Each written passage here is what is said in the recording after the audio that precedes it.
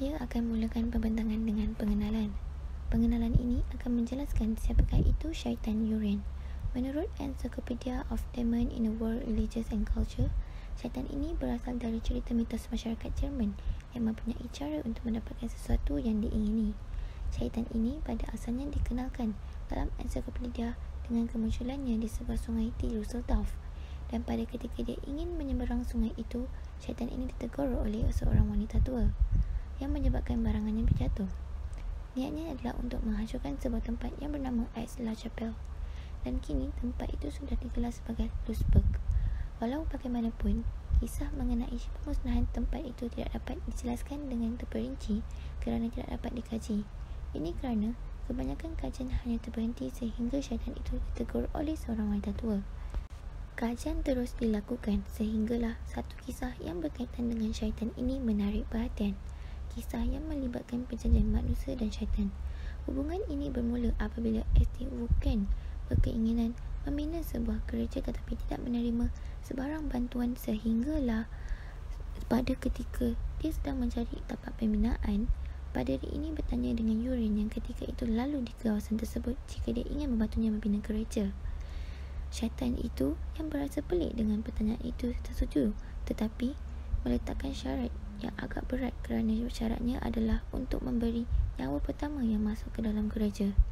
Sesiapa pun akan menerima syarat ini jika dia sedang diuji dalam kesempitan dan keinginan yang membuat-buat, dan dengan itu perjanjian pun dibuat. Jika dilihat pada gambar itu, jelaslah wujudnya perjanjian antara mereka. Beralih kepada pengenalan syaitan Uran ini, seperti dilihat, rupa parasnya tidak sama seperti manusia. Daripada Encyclopedia of Demons, Uran merupakan varisi daripada syaitan Linot. Ini bermaksud Uran dan Linot adalah syaitan yang sama, tetapi ini tidak dapat apa-apa bukti yang jelas. Hanya melihat dari rupa bentuk dua syaitan ini, terdapat persamaannya agak ketara kerana Linot ini mempunyai watak yang berbeza, iaitu Inspektor Jeneral Ilmu Hitam yang sama dengan Uran dengan bentuk kambing yang hitam. Terdapat kajian yang mengatakan pada hari Sabat, iaitu hari cuti bekerja pada mereka akan mengorbankan kambing yang akan diberikan kepada Tuhan, dan satu lagi untuk Azazel. Tuhan yang dimaksudkan itu adalah Tuhan Linot. Menurut kajian, perkataan asal Uran yang bermaksud nama untuk susuk lelaki adalah Urjan, iaitu dari perkataan Urhans. Syaitan ini juga dapat gelaran sebagai Tuan Uran. Ini menunjukkan bahawa syaitan ini mempunyai kuasa yang besar. Uran juga dimasukkan dengan tetamu yang tidak diundang dan yang tidak mahu dikenali. Hasil lukisan Michael Pacher ini jelas menceritakan perjanjian yang dibuat. Dalam lukisan itu, dikatakan Uran mempunyai dua wajah dan satu wajahnya lagi di punggungnya. Dikatakan ia memegang lilin berwarna hijau untuk tujuan menyihir. Syaitan ini dijelaskan lagi mempunyai 3 tanduk dengan wajah berupa kambing. Dan dalam pembentangan ini, saya sudah letakkan syaitan Uran di bahagian kiri dan syaitan Linot di bahagian kanan, dan sudah pasti nampak lain. Akan tetapi perwatakan Linot yang berubah yang membolehkan dia menjadi rupa seperti anjing peliharaan, seekor lembu dan burung hitam yang sudah jelas dia juga boleh berubah kepada bentuk Uran. Linot juga berupaya menjadi askar tampan untuk menggoda wanita. Tugas utama syaitan adalah untuk menyesatkan umat Adam. Dalam kisah yang dikaji ini, syaitan Uran telah membuat perjanjian untuk mendapatkan satu nyawa. Syaitan ini perlulah membantu Wolfgang membina gereja. Pada ketika itu, Wolfgang menerima syarat itu tanpa memikirkan kesannya dan meletakkan perjanjian itu pada tangan Tuhan kerana dia yakin kebaikan yang dia ingin lakukan ini merupakan kebaikan yang akan dibalas kebaikan. Jadi, apabila sudah siap gereja itu, setelah berlaku perdebatan kerana Wolfgang tidak mahu mengorbankan jiwa yang akan memasuki gereja, akhirnya dia terpaksa akur, dan pada masa itu didapati jiwa pertama yang masuk adalah seekor serigala yang sudah lama diburu pemburu. Maka itulah jiwa yang akan dikorbankan. Dengan itu, Uran sangat marah kerana dia mengharapkan jiwa manusia. Uran merampas serigala itu daripada pemburu dan berlalu pergi dengan kecewa. Walau bagaimanapun, Yurien juga berjaya menyelamatkan satu jiwa manusia, iaitu pemburu itu yang berasa kecewa lalu membunuh dirinya. Beralih kepada kesan kepercayaan terhadap syaitan. Dalam slide ini, saya akan menjelaskan segala isi dengan terperinci. Kepercayaan orang pada zaman dahulu terhadap syaitan telah lama wujud dan mereka juga percaya dengan kewujudan syaitan kerana kebanyakan filem dan buku yang dihasilkan pada zaman itu ada menceritakan dan memainkan watak sebagai syaitan. Antara buku yang dihasilkan ialah Faust. Penulis buku ini mengatakan bahawa ia berdasarkan pengalamannya sendiri. Menurut beliau, rakyat Jerman pada ketika itu ingin mengembalikan kegemilangan yang dikatakan diracuni semasa Perang Dunia Pertama. Menurut beliau, manusia tidak sepatutnya berkomunikasi dengan syaitan kerana akan menyebabkan kekeliruan tentang kewujudan syaitan. Beliau juga ada memberitahu bahawa beliau tidak berharap pada orang ramai untuk mempercayai apa yang ditulis kerana dia sendiri tidak tahu bagaimana untuk menerangkan kewujudan syaitan dari sudut sains. Pada zaman dahulu juga didapati syaitan ini menjelma dalam pelbagai bentuk. Di sini, kita dapat lihat pembentukan syaitan Yurien dengan ciri fizikal yang berbeza dari manusia. Tidak hairanlah untuk mereka berkomunikasi kerana pada zaman itu mereka berkomunikasi dengan segala menyeru dan syaitan. Seterusnya, cara yang diceritakan untuk menghapuskan syaitan ini. Sebelum itu, saya ingin jelaskan dahulu bahawa syaitan ini bukan dihapuskan, tetapi syaitan ini yang pergi dari kawasan itu kerana kecewa.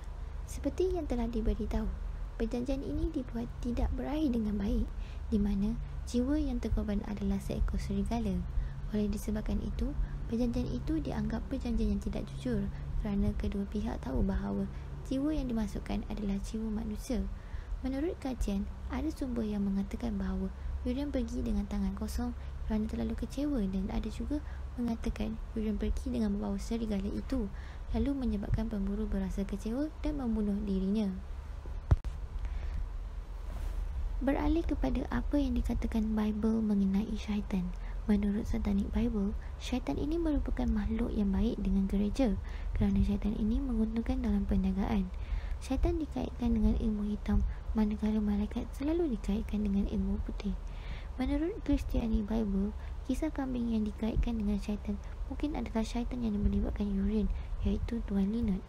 Dalam upacara itu, 2 kambing akan dikorbankan untuk dipersembahkan untuk Tuhan dan satu lagi untuk Azazel. Dalam Bible Satanik, sebagai seorang manusia, kita tidak sepatutnya membuat perjanjian atau menjual jiwa kepada syaitan. Kesan daripada itu, jika seseorang mendampingi dirinya dengan syaitan, pastinya terdapat kesan positif dan negatif. Antara kesan positif, sudah semestinya kerana pengamal itu mengikuti segala syarat dengan sempurna. Dan jika seseorang tidak mengikuti syarat yang diberikan semasa awal perjanjian dibuat, pastinya banyak kesan negatif. Antara kesan negatif adalah menjadikan seseorang mengalami gangguan emosi yang boleh membawa kepada tahap gila yang kritikal kerana dalam dunia mereka terlihat perkara atau kewujudan sesuatu yang manusia tidak patut lihat di bumi. Ia seolah-olah hijabnya kepada deria ke-6 telah dibuka. Kesan daripada pengamalan ini juga boleh memasukkan seseorang daripada agama yang dianuti. Oleh sebab itu, sebagai manusia, kita patut mempercayai kewujudan kuasa gaib ini, akan tetapi iman seseorang haruslah kuat supaya tidak menjadi salah seorang daripadanya. Dalam kisah Yurien ini, walaupun Wolfgang ingin membuat kebaikan, tetapi kejahatan yang dibuat tidak dapat ditutup dengan kebaikan.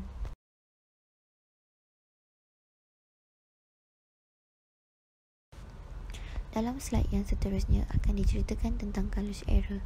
Carlos Herrera adalah seorang penulis buku yang kreatif dan telah menghasilkan beberapa buah naskah yang menarik. Dilahirkan pada 23 November 1950 dan kini berusia 70 tahun.